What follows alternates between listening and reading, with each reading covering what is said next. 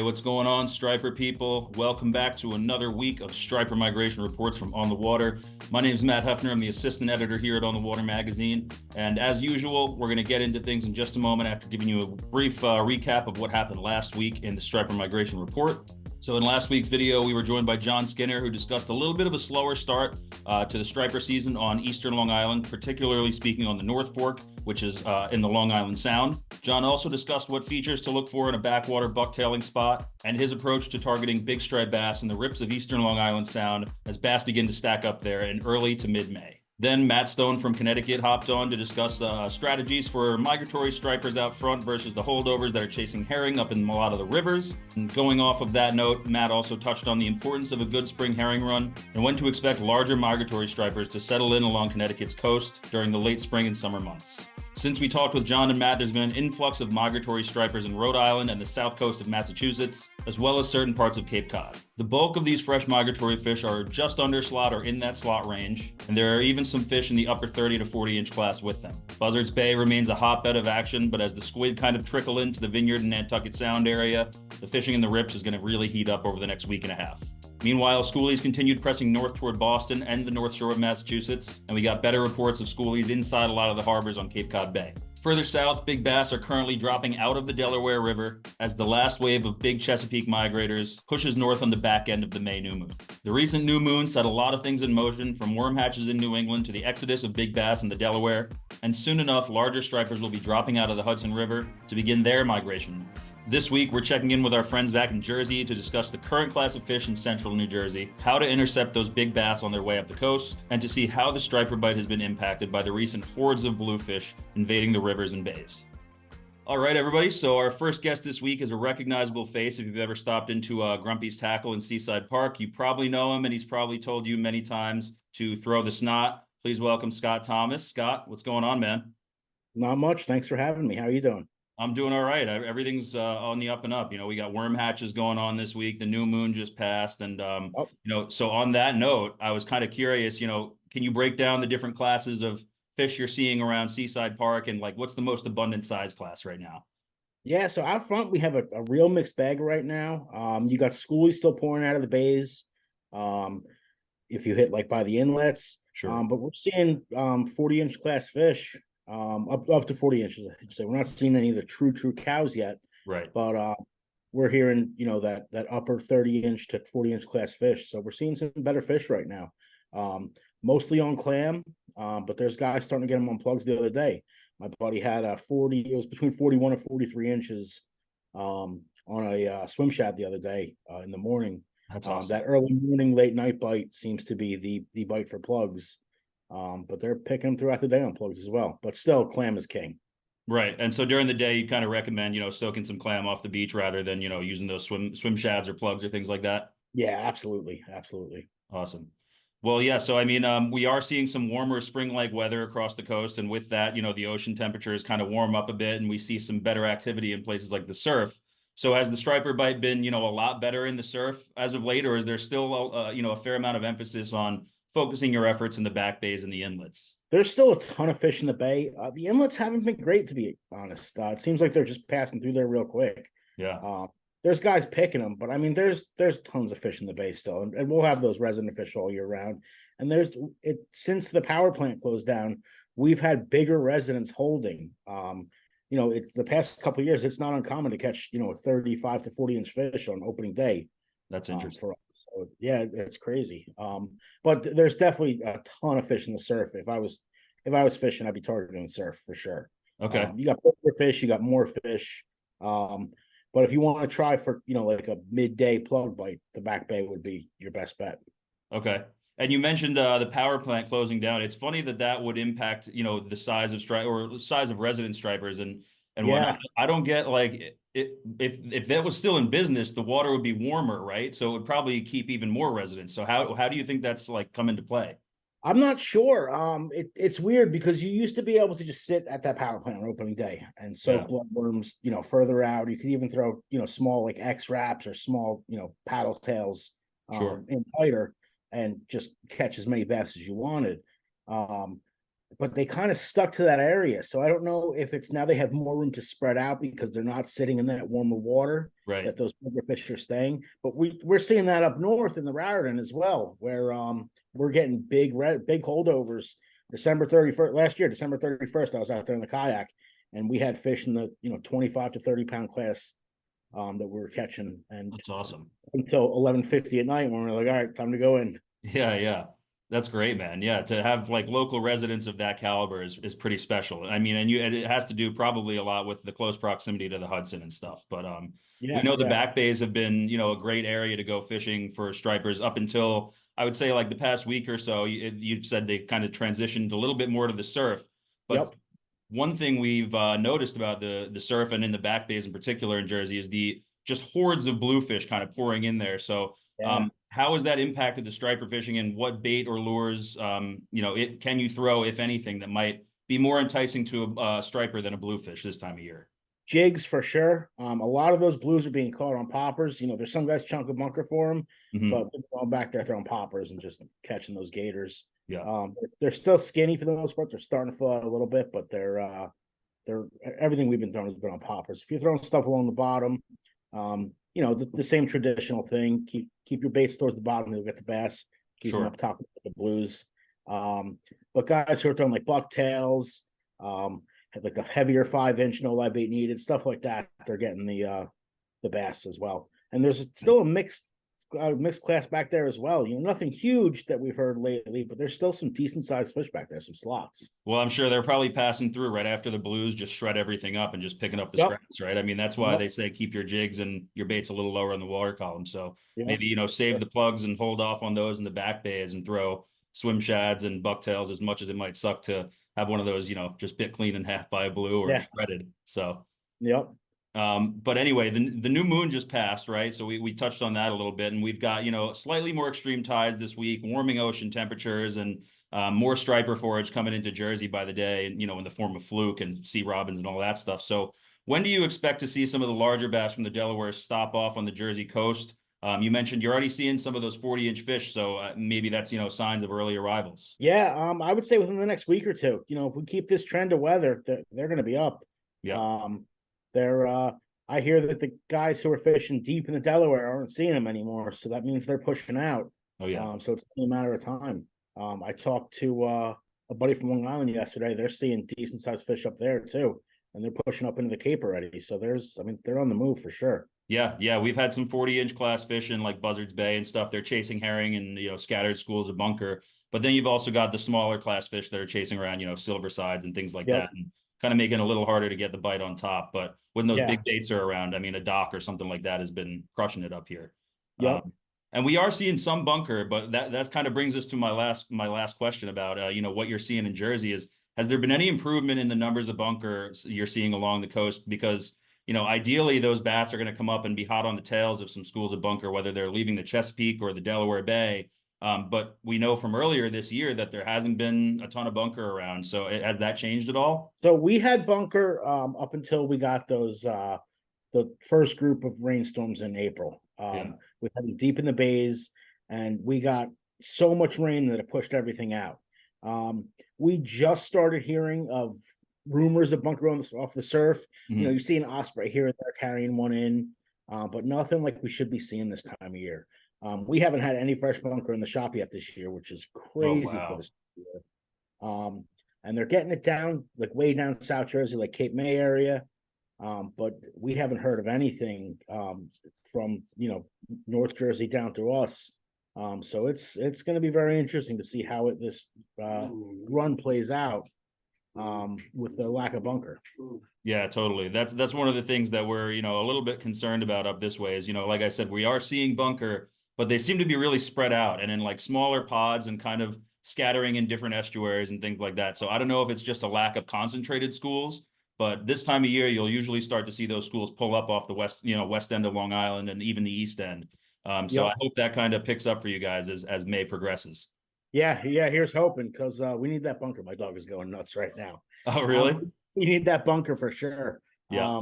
It's huge for us, and it's the bass are going to chase it, but we need it around for it's great for we get a lot of fluke on that as well. We start seeing some weak fish on it. We need it for pretty much everything. So here's hoping it shows up. Yeah, fingers crossed, man. So last thing I'd like to do, I always ask our guests for like one piece of parting advice. If you could give advice to anybody in Jersey this week that's fishing for stripers, what would it be? Throw the snot.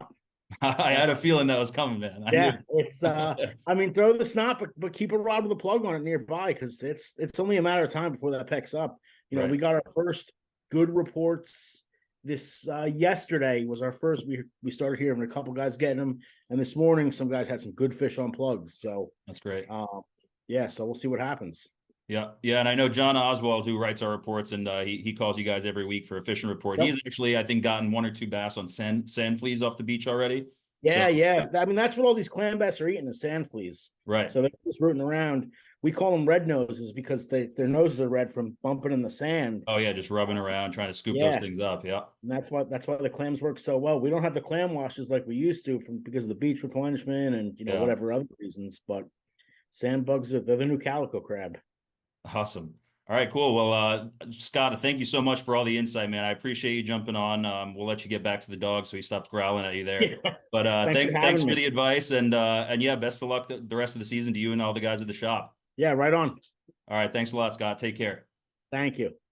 All right, big thanks to Scott Thomas from Grumpy's Tackle in Seaside Park for filling us in on the striper migration in New Jersey this week. With stripers to 40 inches in the surf and big gator blues with them, take Scott's advice and throw the snot, or stick to jigs like bucktails and soft plastic paddle tails to keep those offerings lower in the water column. Striped bass tend to feed beneath the bluefish, or they'll move in after the bluefish blitz and pick up all the scraps. So keeping a good mix of jig weights and styles at the ready will help you weed out some of those gator blues. And more bass are on their way from the Delaware River and Chesapeake Bay, so let's hope they're pushing some larger bunker schools north in the process. Our next guest this week is somebody you all know very well. He's the editor of On the Water magazine. He's the co-host of the On the Water podcast and of On the Water's Angling Adventures. Please welcome my friend and coworker, Jimmy Fee. Okay, everybody. So we have On the Water's very own Jimmy Fee here this week. Jimmy, how are you doing? Hi, Matt. Jimmy's sitting about 20 feet above me in his office upstairs, and I was banished to the podcast room down here, but that's okay. No office for me yet. We're working on it. Yeah, you'll get there. Someday the assistant to the editor will get an office. Assistant to the editor. Yeah, that's a classic dig that Jimmy likes to take at me here. But anyway, Jimmy, we can kind of split this portion being, that we're both kind of covering Cape Cod in this segment. And I know you've had a very busy schedule with newborn Patty Fee at home, but can you give us kind of a rundown on your striper season so far? Yeah. So far my striper season got off to a start down in New Jersey about a month ago and caught some on clams behind there. I actually have not caught a Cape Cod striper yet, although I've been out looking a couple times. I've actually been out looking for weak fish, but Kevin Blinkoff, who works here with us, he says that I just tell people I'm going weak fishing because I want to seem like I'm too cool to fish for schoolies, and that's only a little true. But no, the striper fishing's been pretty good. I mean, there's worm hatches galore happening. We've got a lot of bait. Bunker's been a little bit scarce. It sounds like a lot of places. I know you're coming across some schools of them in your travels. Yeah, I was out yesterday on Narragansett Bay with Captain Rob Taylor of Newport Sport Fishing Charters, and we didn't see, usually you're seeing tons and tons of bunker there. It was kind of scattered. We found plenty of striped bass. There were a lot of stripers we found. They seem to be feeding mainly on herring and squid, but the in terms of finding bunker, you could cast net and then live line those for the bass. That was kind of non-existent yesterday. Yeah, I noticed you guys were fishing flutter spoons, and I was going to ask you about that because if you're not seeing the bunker pods, the next best thing is the herring schools because that's how flutter spoons started out. We know they started as a largemouth bass lure. So I mean, were you marking schools of herring or seeing them on the surface? Because up here in Buzzards Bay, guys are seeing terns and not terns, gulls and ospreys diving on full grown herring. Yeah, so we saw a couple birds. We were supposed to go tog fishing yesterday. So it started out as a tog trip. It was rainy. You had those new moon tides, and big current tends to make for tough tog fishing. You're trying to keep your crab and your rig still. Sometimes it churns up the bottom and visibility gets tough. So the tog fishing really wasn't happening. And then, Rob decided to pivot to striper fishing. We saw a couple birds, went over there. And while you had just a few gulls picking on top, we saw them one flew off with a herring, and another one flew off with a squid. There's a lot of squid in Narragansett Bay right now. And then we started marking lots of striped bass. Do you edit this? Yes. You can leave that in. But we started marking lots of stripers on the machine and drop jigs. So actually, we started out throwing paddle tails. Earl Evans, who's one of the reps for Bandstall Reels, he was throwing the dock, and everything was catching. But Anthony DeCicci, who works here, wanted to try a flutter spoon, and pretty quickly it became clear that that was the bait. Like everyone was catching on what they were throwing, but Cheech was getting bites 3-1 over everybody else with the flutter spoon. Wow. Yeah. So, I mean, what size flutter spoons were you guys using? It didn't look like one of those 9-inch, 7-ounce ones. It kind of looked like a little bit smaller profile. So we had two sizes out there. Cheech had I think a 7-inch flutter spoon, and we threw a couple 9 inches too, but mainly 7-inch size and then the 9-inch size. And that was my first time fishing them. I've caught a fish on a flutter spoon once. I brought one out with me black sea bass fishing on Buzzards Bay 2 years ago, and I just dropped it at a random sea bass spot. I just dropped it to the bottom because I wanted to see, like, what's this feel like? It's, everybody's been talking about these things the last couple of years. They're great. And out of nowhere, just caught a 30-pound bass on one while black sea bass fishing. So, but since then, I haven't really caught on them. I haven't really had the opportunity where, like, there's fish set up and you can jig to them. But yesterday was that shot. And man, when that thing's falling and just the way it kicks and flashes, it really seems to pull the bass in from a distance. Yeah. It seemed, I think once when we had 3 spoons fluttering, I feel like we were almost bringing the school with us as we were drifting, because there was a lot of flash, a lot of activity that, like, we were then creating the bait school that was holding the fish there. Yeah. I mean, I had the opportunity to fish with flutter spoons this past fall on Long Island when there was just acres upon acres of bunker right off the beaches on the West End. And it was a lot of fun. And you're right. A lot of those hits do happen on the drop. So it'll be like almost as there's slack line. And that's why you don't want to keep the slack line. I think you put up a video of Rob talking about how to fish a flutter spoon, and they take it when there's a little bit of slack line and it's dropping down. It's not one of those lures that you're getting the bites on all the time when you're working it through the water column. Yeah, a lot of times if you would put slack in it, you'd go up to sweep for the next, give the motion next time, and the fish would be there. Right.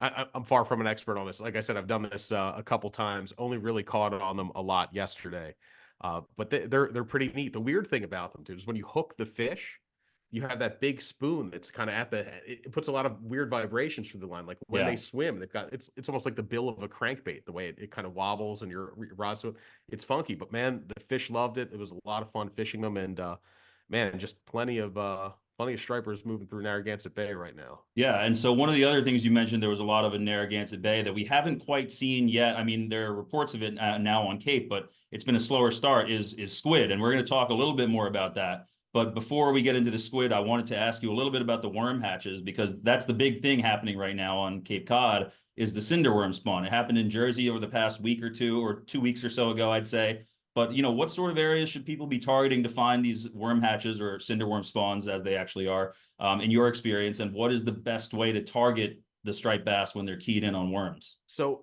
these worms are coming out of the mud.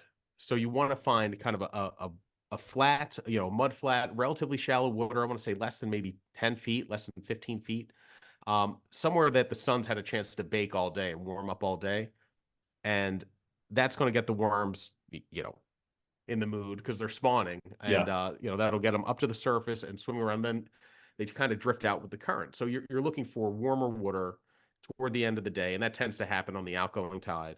And the worms will all come to the surface. They're doing their thing. And man, I've seen some videos this year of just worms blanketing the surface, so many of them. And when they're doing that, the bass really don't have to work hard to eat, which can make them really tough to fool with lures. I mean, they can basically just sit there and sip these worms off the surface.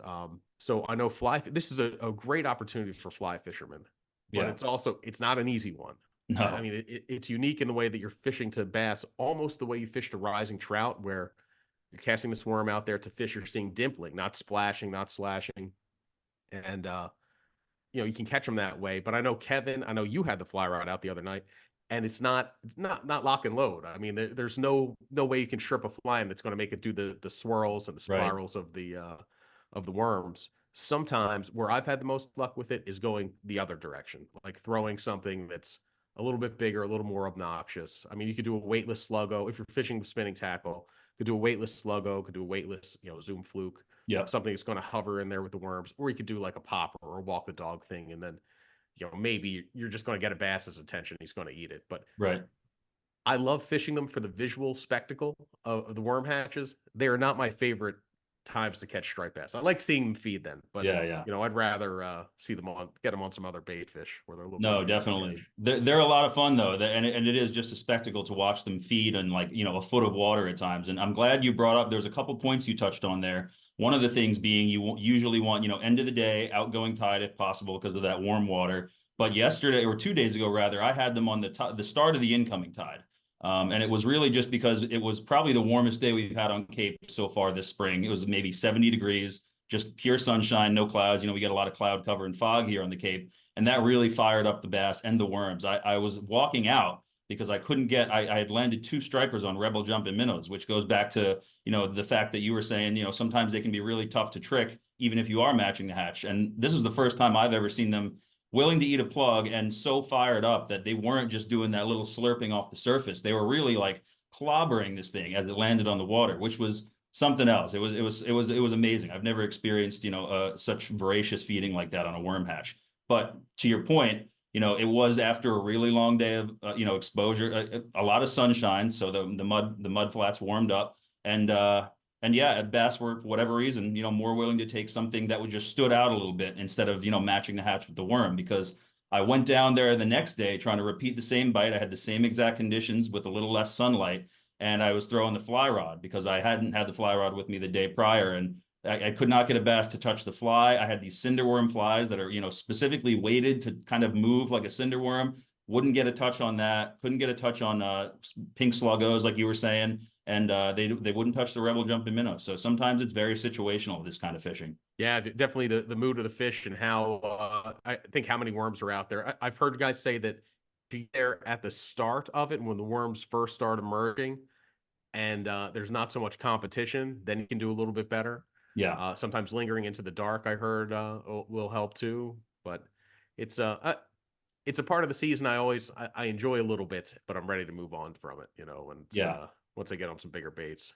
Absolutely. Well, so going back to the bigger baits, and a lot of these fish that are staged in the ponds on the south side, they're feeding on worms right now. There's some juvenile sand eels that I actually had back there too. And the bunker, I had ospreys diving on bunkers. So there's definitely a lot of bait around. But one thing that we mentioned earlier, we haven't really seen yet, and we're starting to see a little bit more of it now, is the squid. And so all these bass that are currently in the salt ponds on the south side, I'm sure when the squid start to hit the rips in Vineyard and Nantucket Sound, those bass will come out of the salt ponds and set up on those squid in the rips, which we haven't really seen yet. Yeah, that tends to happen.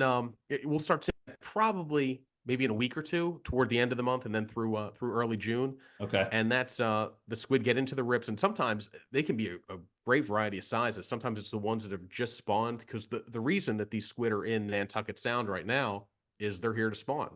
So you'll see if you get a heavy southwest wind, sometimes you'll walk the sand beaches there and see these big orange masses, which are actually squid eggs that have washed up onto shore. So that's what they're in here doing. They're dropping their eggs.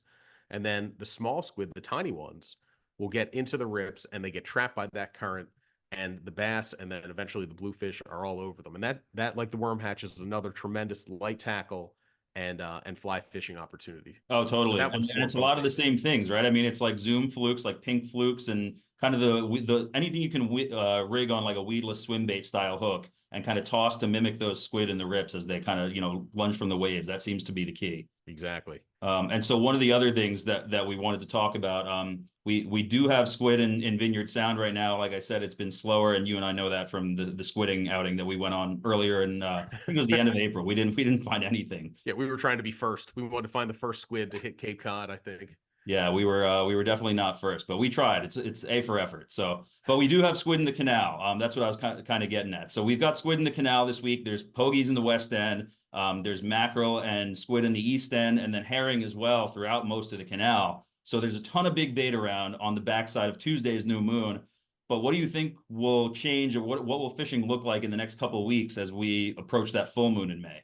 This is always a like an exciting time of year because you do feel like the table's set, like all the bait starts to get into place, and then you're waiting for that first major big wave of big fish.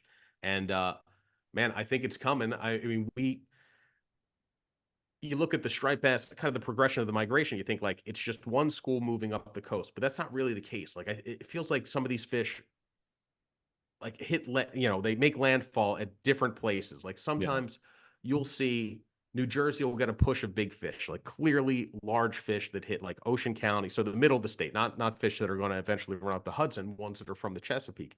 Jersey will get them, and then you'll also hear like, here's a wave of 30-pounders sitting in Narragansett Bay. Here's a wave that hit the west end of the canal.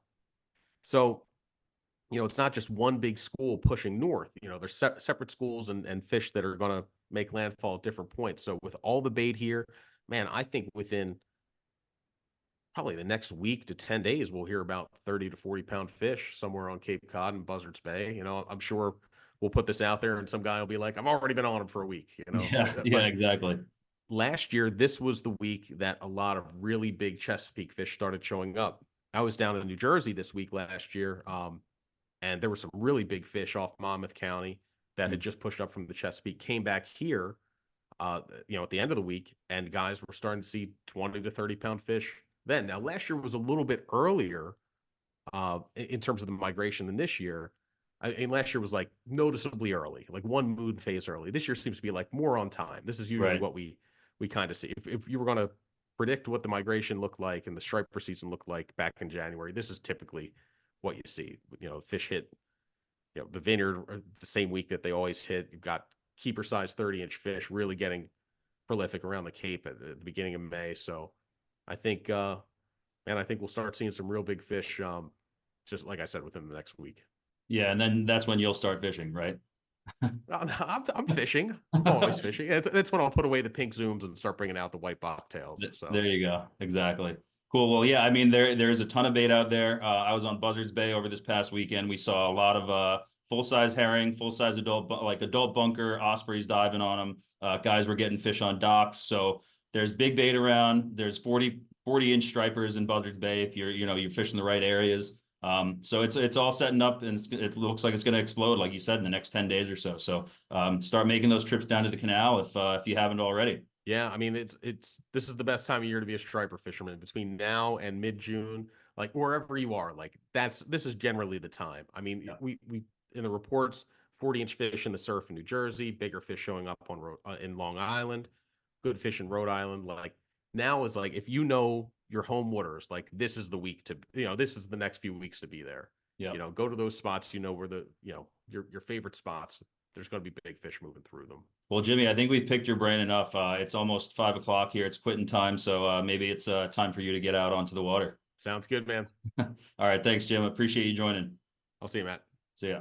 All right, everybody. Unfortunately, that's all the time we have for this week. Thanks again to our guest, Scott Thomas from Grumpy's Bait and Tackle in Seaside Park, New Jersey, and On the Water's very own Jimmy Fee for joining us. We've got big stripers from Chesapeake Bay pulling up off the coast of New Jersey, a large school of migratory fish over 30 inches that just reached Connecticut, and 40-inch stripers as far north as Buzzards Bay. So the spring run is definitely in full swing. Take some time to explore the backwaters this week in search of worm hatches if you're living in New England, and keep a number of offerings readily available since those stripers tend to be the pickiest of picky. But don't spend too much time in the marshes and estuaries, because stripers are feeding out front along the beaches of Connecticut, Rhode Island, Massachusetts, and parts of Cape Cod on everything from sand eels and squid to herring and bunker. Like Jimmy Fee said, it's the best time of year to be a striped bass fisherman, so get your reps in while the getting is good. And don't forget to sign up for On the Water Striper Cup. Our 20-week catch and release based striper fishing tournament kicked off on May 1st, and several weekly prizes have already been awarded, including pen spinning combos and a new pair of Costa sunglasses. We even have a separate Rapala Lures photo contest going on the Striper Cup Instagram, where you can win prizes from Yeti just for catching and photographing any striped bass that was caught on a Rapala lure. Sign up for the cup and learn more at stripercup.com. Thanks again for watching, and check back next week for another striper migration report from On the Water.